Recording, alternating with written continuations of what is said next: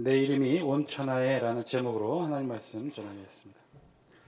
어느 날 어느 교회에서 목사님께서 마지막 심판을 주제로 한 설교를 하고 계셨어요. 심판의 날이 오면 천둥과 번개가 치고 바닷물이 넘칠 것이고 도처에 불이 일어날 것입니다. 또 홍수와 지진도 일어날 것입니다.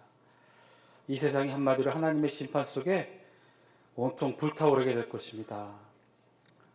목사님이 이 마지막 심판 때의 그 심판의 모습을 아주 무서운 말과 언어들로 쭉 설명을 했어요. 그랬더니 목사님이 엄한 설교를 옆에서 듣고 있었던 부모와 함께 듣고 있었던 한 사나이가 주변 사람이 들을 정도로 엄마 귀에다 대고 큰 소리로 이렇게 속삭입니다. 엄마, 그러면 그날은 학교 안 가도 되는 거지? 그렇지? 전통적인 삶의 방식만을 고집하는 아프리카의 한 부족이 있었답니다. 근데 이 부족은 아주 특이하게도 이 부족 안에서 이루어지는 범죄 행위가 거의 없기로 유명한데 왜 그러냐? 한 사회학자가 조사해 봤더니 이들은 아주 독특한 심판, 재판의 문화가 있었기 때문이라고 밝혀냅니다. 그 재판이 어떤 재판이냐?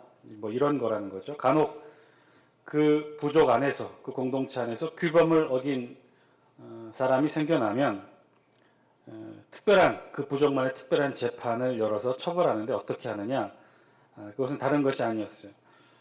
체벌을 하거나 가두거나 어떤 일반적인 재판의 과정을 거쳐서 혹독한 신체적 또는 뭐 여러 가지 유해를 가하는 그런 처벌이 아니라 어떻게 재판을 해서 하냐면 그저 그 규범을 어긴 사람을 마을 한가운데 세워둔답니다.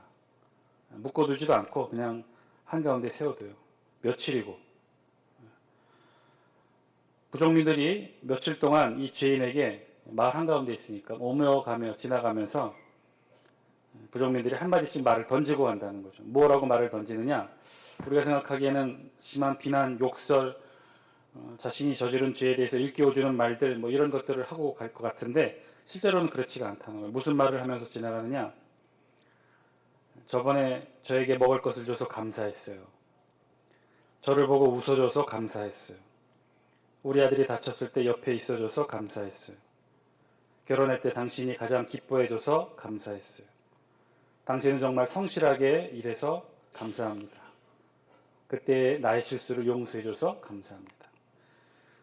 이런 고맙고 감사했던 것들, 즉 그 사람이 죄를 범했지만 공동체의 규율을 어겼지만 그 어긴 하나의 사건 말고 그 사람이 해왔던 평소에 좋았던 일, 잘했던 일들을 마을 사람들이 하나하나 기억하면서 지나갈 때마다 다 이렇게 귀에다 대고 일깨워준다는 것이죠. 이게 벌이었어요. 이게 체벌이었어요.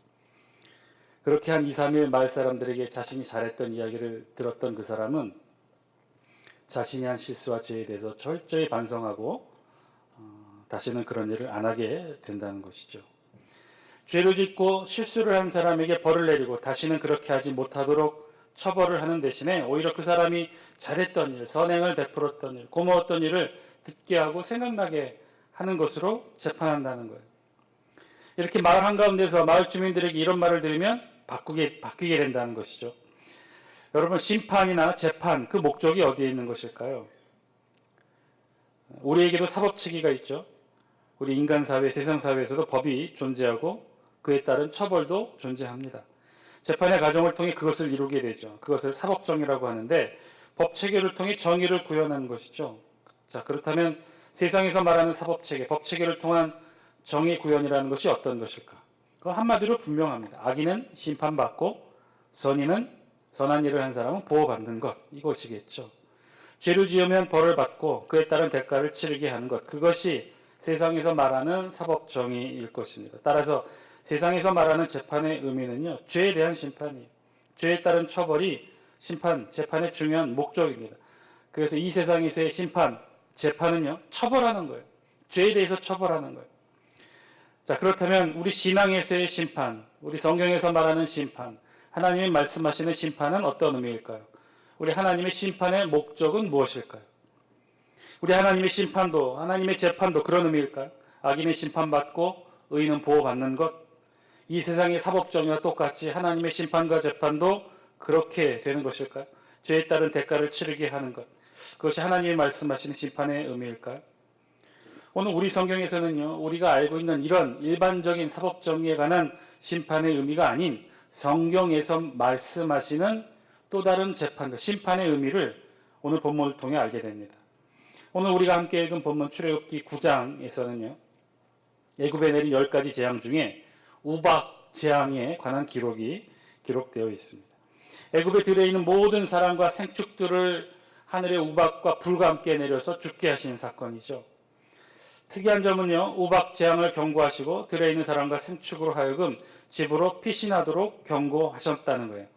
그래서 이 하나님의 경고의 말씀을 듣고 피신한 자들과 생축은 살게 되고, 그렇지 않은 하나님의 말씀을 듣고도 피하지 않은 자들은 죽게 되었다. 조금 특이한 이 10가지 재앙 가운데 우박 재앙의 내용이 우리 성경에 기록되어 있어요. 그리고 사실 우리 본문의 소재는 우박이었죠. 근데 한편으로 또 그런 생각도 들죠. 우박이 뭐 그렇게 대단하다고, 이것으로 하나님의 애굽에 대한 10가지 재앙이 해당이 될까? 그렇게 생각하시는 분들도 계실 텐데 그렇지가 않아요. 우박이란 하늘에서 눈의 결정 주위에 차가운 물방울들이 이렇게 얼어붙어서 그것이 결국 자기 무게를 견디지 못하고 땅에 떨어지는 얼음덩어리를 말합니다. 눈이나 쌀락눈이 땅으로 떨어지다가 아래에서 부는 상승기류를 타고 다시 구름으로 올라간대요. 그리고 수증기를 머금은 그물과 충돌하고 마찰하면서 점점 얼어붙는 표면적이 점점 커지고 무거워진다는 거죠. 그리고 이것이 결국 자기 무게를 견디지 못하고 땅에 떨어질 때 이게 우박이 되는데, 보통은 1cm 미만의 적은 것들이에요. 혹은 2, 3cm 미만의 큰 것도 있어요. 첫 번째 사진 보여주실래요? 손 안에 이렇게 들어오는 정도. 저 정도도 사실은 하늘에서 떨어지는 우박이면 머리에 맞으면 꽤나 아프겠죠. 근데 저 정도만한 게 아니라는 거예요. 상승기류가 뜨거운 하늘에서 비 혹은 눈이 기온이 낮은 0도씨 이하 지표면으로 떨어지게 될 때 상승 기온으로 올라오게 되면 저것이 다시 올라가서 주변에 있는 수증기와 물방울들과 함께 부피가 커져서 뭉치게 되는데, 다음 사진 보이시죠? 때로는 이만하게도 되어진다는 거예요. 꼭 정확하게 야구공만 하죠. 그 다음 사진도 보여줄래요? 실제 떨어졌던 거예요. 타조알이 아니라는 거예요. 실제 우박의 사이즈입니다. 그러면 어떻게 되느냐? 그 다음 사진. 차에 저 정도 구멍이 나고요. 심지어는 비행기가 저 우박을 뚫고 지나가면 저렇게 비행기도 파손이 되게 된다는 거예요. 호주에서 있었던 일입니다. 한 아이의 어머니가 차를 타고 운전하다가 갑자기 정말 타조할 만한 우박이 떨어지는 그 사건을 경험했어요. 그래서 차 안에서 이 아이를 보호하기 위해 결사적으로 아이를 끌어안고 있다가 결국 차 밖으로 피해서 안전하게 아이를 구해내는데 성공한 어머니가 병원에서 이런 모습으로 촬영이 됐다고 합니다. 온몸으로 아이를 감싸 안으면서 우박을 맞아낸 거죠. 그러니까 여러분, 우박이라고 해서 그냥 요 정도 들어오는 머리에 떨어지면 아플 정도라고 생각하시면 안 돼요. 그러니까 정말 타조할 만한 우박들이 떨어지게 되면 웬만한 것들은 다 파괴가 돼요. 하늘 위에서부터 떨어지니 그 운동 에너지가 얼마나 크겠습니까? 굉장히 큰 거죠. 차는요 그냥 박살이 납니다. 저 정도의 우박이면. 그런데 이런 우박이 아니었어요. 우리 성경에는 23절과 24절, 우리 본문이 아니었는데 23절과 24절에 보면 하나님께서 그냥 우박만으로 심판하신 것이 아니었어요. 우리 23절, 24절 제가 읽어드리겠습니다. 모세가 하늘을 향하여 지팡이를 들매 여호와께서 우레소리와 우박을 보내시고 불을 내려 땅에 달리게 하시니라. 여호와께서 우박을 애굽 땅에 내리시매 우박이 내림과 불덩이가 우박에 섞여 내림이 심히 맹렬하니 나라가 생긴 그때로부터 애굽 온 땅에는 그와 같은 일이 없었더라. 우박과 함께 지금 뭐가 떨어진 거예요? 불덩이가 떨어진 불덩이. 그러니까 좀 특별한 우박 재앙이었던 거죠. 우박만으로 해도 엄청난 피해가 있었을 텐데, 그런데 불과 함께 떨어졌다는 거예요. 그러니 굉장히 피해가 컸겠죠. 그렇게 우박 재앙에 대해서 설명하고 우리 성경은 아주 특별한 말씀으로 또 다음 사건에 대해서 말씀하셔요. 이게 오늘 우리 본문의 주제인데요. 하나님께서 이 경고의 말씀, 모세를 통해 바로에게 하셨던 이 경고의 말씀에서 아주 특별한 말씀을 더하여 알려주고 계셔요. 하나님 지금 모세를 통해 바로에게 말씀하시는데 그 내용 중에 하나가 무엇이냐면 바로 하나님의 심판의 목적이 무엇이냐. 그 목적이 무엇인지를 오늘 우리 성경이 말씀해 주고 있어요. 우리 다 함께 14절 영상을 통해 같이 한번 읽겠습니다. 시작. 내가 이번에는 모든 재앙을 너와 내 신하와 내 백성에게 내려 온천에 나와 같은 자가 없음을 내가 알게 하리라. 첫 번째 말씀이죠. 그것은 하나님의 심판의 목적을 설명하는 말씀이 이렇다는 거예요. 하나님의 심판의 목적이 뭐라는 거예요? 하나님의 심판의 목적은 뭐라고 그랬어요? 오늘 14절 성경 말씀에 의하면 하나님의 심판의 목적이 뭐라는 거예요? 우리 분명하게 잘 읽으셔야 됩니다. 하나님의 심판의 목적. 이 세상의 재판의 목적, 사법정의 목적은 뭐였습니까? 악인을 심판하는 거예요. 죄를 심판하는 거죠. 죄의 벌을 주는 거예요. 악인을 심판하고 선인을 보호하는 게 이 세상의 심판과 재판의 목적이에요. 그런데 하나님의 심판의 목적은 뭐라는 거예요? 그것이 아니라는 거예요. 하나님의 심판의 목적은 악인에게 벌 주고자 하는 게 아니라는 거예요. 뭐라고요? 온 천하에 하나님을 드러내시게 하기 위하여. 온 천하에 나와 같은 자가 없음을 알게 하기 위하여.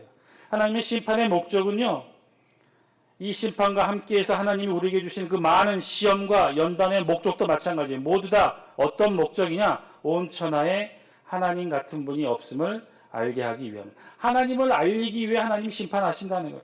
이 땅 위에 하나님이 창조주이시고 이 땅을 섭리하시는 분이 하나님이시고 이 땅의 주인이 하나님이심을 알게 하기 위한 목적으로 이 땅을 심판하고 시험하고 연단한다는 거예요.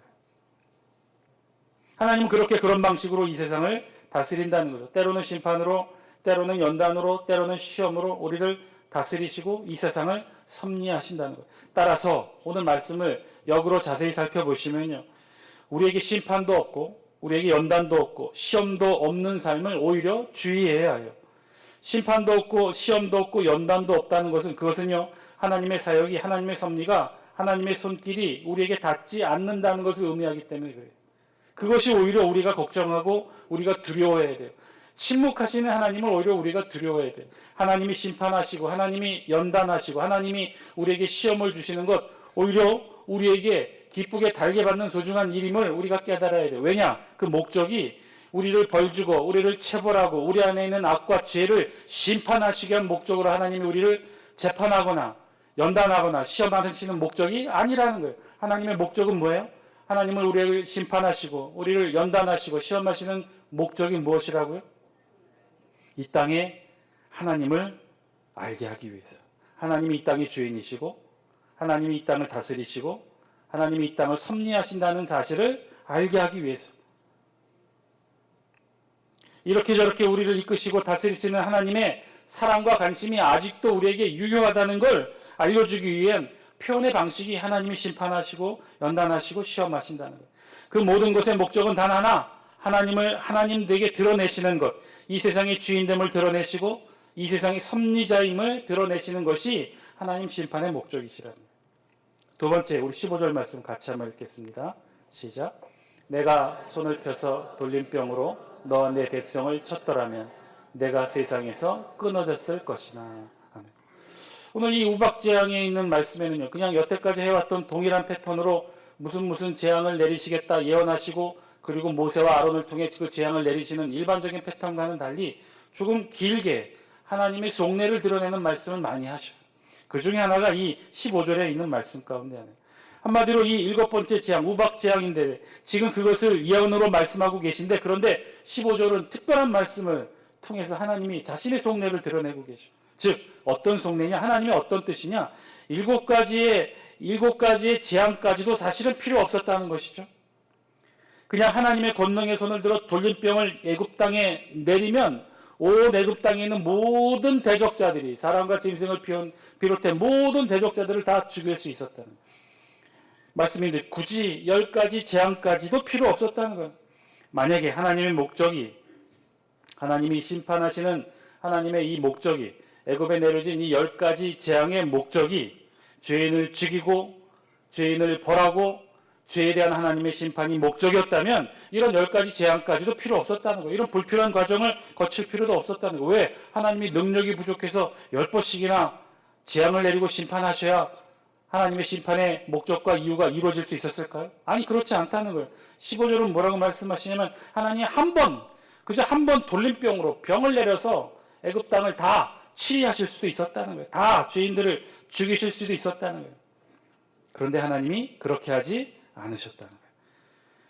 그렇게 하시는 하나님의 다스림의 목적이 무엇이냐? 하나님의 심판과 연단과 시험의 목적이 무엇이냐? 그것은요, 애굽 사람들을 죽이고 이스라엘 백성들을 살리는 것이 아니라는 거예요.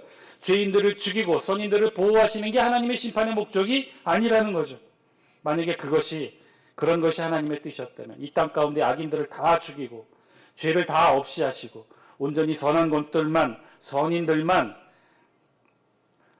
노아와 같이 선택받은 몇 명만 살게 하시는 목적이 하나님의 심판의 목적이었다면 하나님 이렇게 10가지 재앙, 입 아프고 힘들게 10가지 하시지 않아도 되었다는 거예요. 뭐만 하시면 돼요? 노아 때와 같이 이 땅에 물을 쏟아 부으시면 돼요. 노아만 방주에 딱 보호하시고 나머지 죄인들, 악인들 다 물에 수장시키시면 돼요.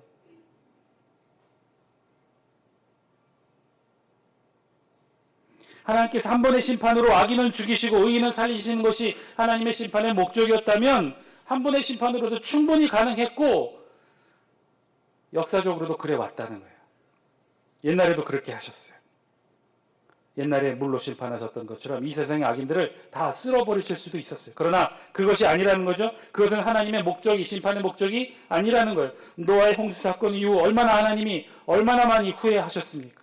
다시는 그렇게 이 세상을 물로 심판하지 않겠다고 스스로 다짐하고 약속하신 분이 누구죠? 하나님이시잖아요.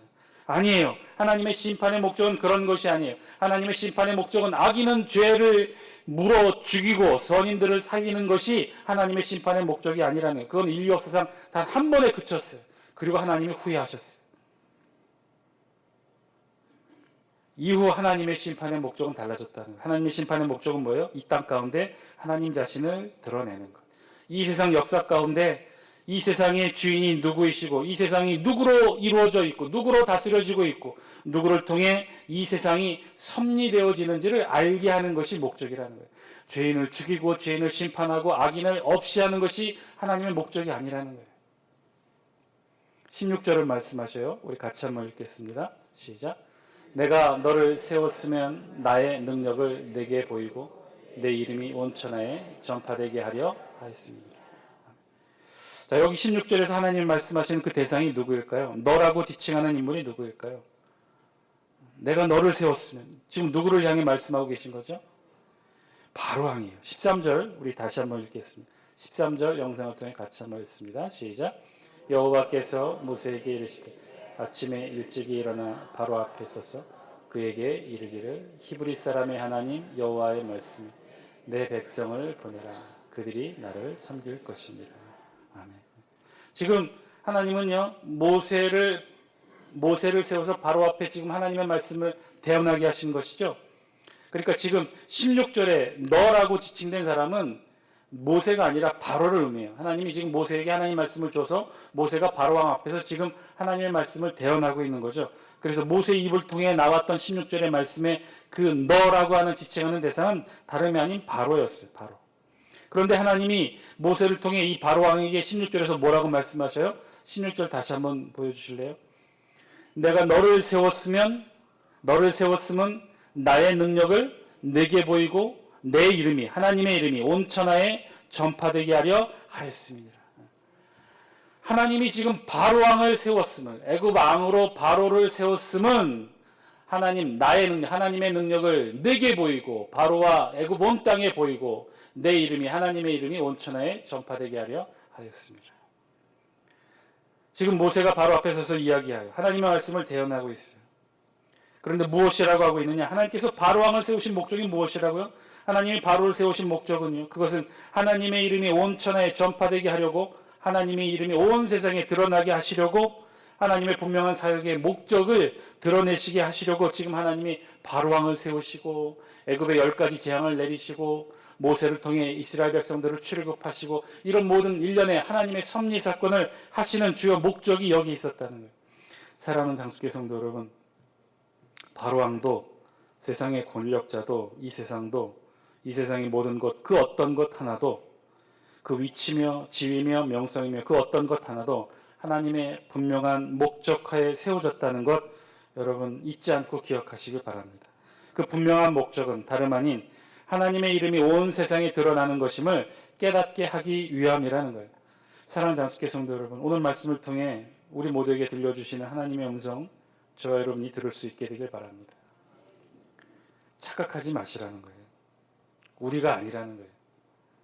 이 땅을 살아가는 바로 우리를 위해서 하나님이 심판하시고, 하나님이 우리를 위해서 악인을 심판하시고, 하나님이 우리를 위해서 심판과 재판과 연단과 시험을 주신다는 것이 아니라는 거예요. 우리가 잘 먹고 잘 살기 위해, 우리를 보호하시기 위해, 우리를 세우시고 세상을 세우고 나라를 세우신 것이 아니라는 거예요. 하나님이 이스라엘 백성이 고통을 들으시고 애굽에서 나와서 광야에서 만나와 메추라기를 먹이신 이유도 40년 광야 생활을 통해 적과 꿀이 흐르는 땅 가나안 땅에 이스라엘 백성들을 들어가게 하신 목적도, 수천 년 하나님을 섬기는 백성으로 이스라엘을 지켜오셨던 그 목적도, 그리고 예수 그리스도를 이 땅에 보내신 것도, 예수 그리스도를 통해 이 자리에 앉아 저와 하나님이 하나님 앞에 예배를 드리는 저와 여러분들을 이 자리에 앉게 하신 이유와 목적도 똑같다는 거예요. 그것은 우리를 위한 것이 아니라 누구를 위한 것이라고요? 하나님을 위해요.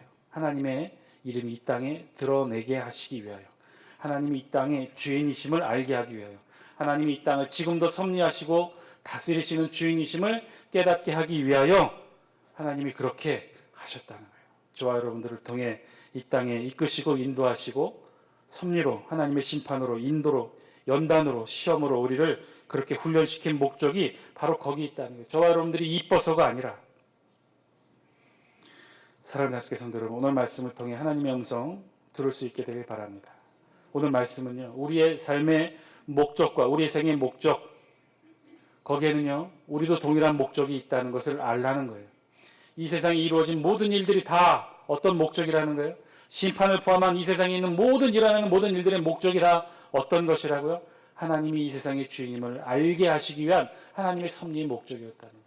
그렇다면 오늘 이 자리에 앉아있는 저와 여러분들의 삶의 목적도, 인생의 목적도, 신앙의 목적도 그와 같은 줄 믿습니다. 우리의 진정한 삶의 목적, 진정한 우리의 삶의 주인도 내가 아니라는 것이죠. 나가 아니라는 것이죠. 하나님이라는 거예요. 하나님을 위해서예요. 하나님을 드러내기 위해서예요. 우리 개인의 영광이 아니라 하나님의 영광을 위한 삶. 이 사실을 온전히 깨달을 때에만 우리의 신앙의 삶이 참다운 의미로 가득 채워질 줄 믿습니다. 이 세상의 모든 것은요 다 하나님의 영광을 위해 준비된 재료에 불과하다는 거예요. 저와 여러분들의 삶 또한 그러하다는 거예요.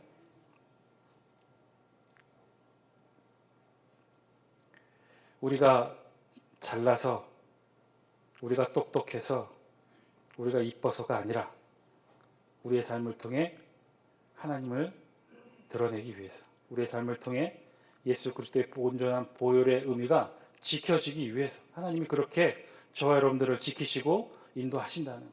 심판과 시험과 연단까지도 그런 동일한 목적을 위해 그렇게 하신다는 거예요.